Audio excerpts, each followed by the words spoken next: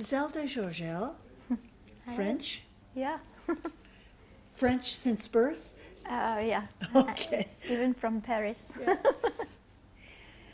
Did you always want to be an artist? No, I think I tried a few things. I studied history of arts, and then I thought that I loved art, but not just to study. I wanted to create something. And have you always worked creating like you're doing? Which is most unusual, by the way. Yes, I think I started with that. I also make other works, but this is my main work with mannequins. I'm curious as to how the idea arrived using mannequins, using stationary department store mannequins.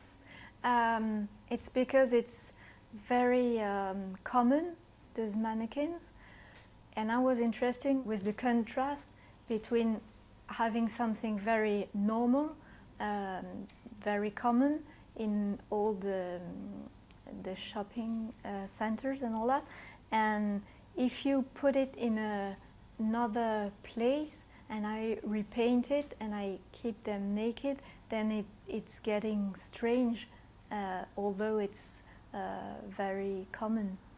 I think it's because it's the essence of the human being, and so I don't want to put things that are not useful, if we can say so.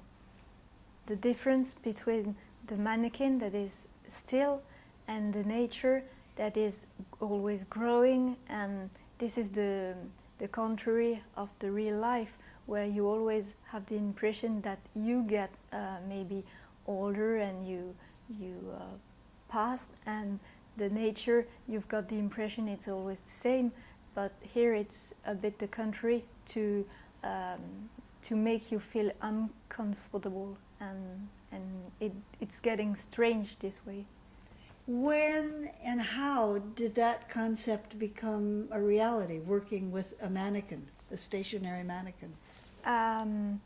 I began with installation because I make both installations and photographies with mannequins, and so I began with installation, and I thought it would be interesting to put together the installation and photographies as if there were other times, like in a story, to create a story, although it's not possible to have a story with mannequins because they're not real.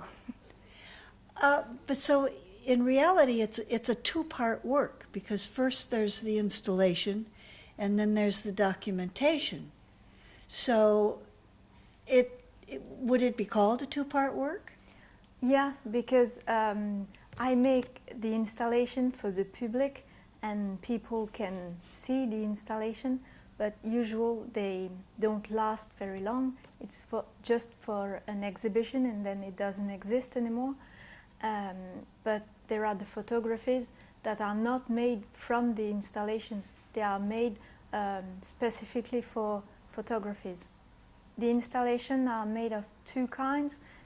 One kind is like a sculpture that is, it can be kept forever, but the other one is made specifically for a place, and when the exhibition is over, I remove the installation and it doesn't exist anymore.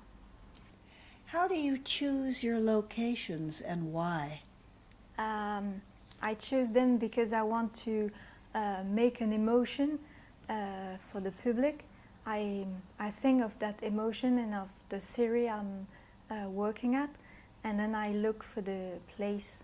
I think the country is not very important, it's just the place itself that was interesting, and it was in this country, but it could have been in another one.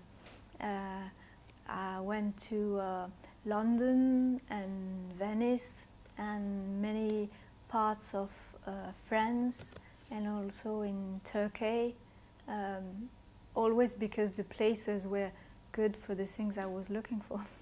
Where does your idea for the series come from? Is it something that just in the middle of the night? I think it's like an exercise to make almost the same picture at different places with maybe, for example, there is a series that is called Night Wandering, and it's always at dusk and always with architectures, but in different places, and you get the same feeling that it's going very bad. It's always near the water or in a bridge, and you always think maybe she's gonna fall. So the first series is called Birth, and it's almost normal, quotidian. It's the day life of the mannequins. It's always almost the day life, but it's always a bit strange. There is one photo, they are in a bed and the sheets are covering almost the body, and I thought it was interesting because the sheet shows the body, so you cannot say it's a mannequin or a real person, so it's even more strange. And another one, it's in a chapel, and she looks like if she were getting married, but she's alone and naked, and there are always details that makes you feel uncomfortable. The series is called Day Wandering, and this is a series with the light that is at the beginning of the day when there is no sun yet, and it's the light is very cold, and so you don't feel very comfortable. And I wanted to find places that have no age. So this is a kind of castle, but you don't know from when. And it also reminds the pictures of Germany and old one like Cranach and all that.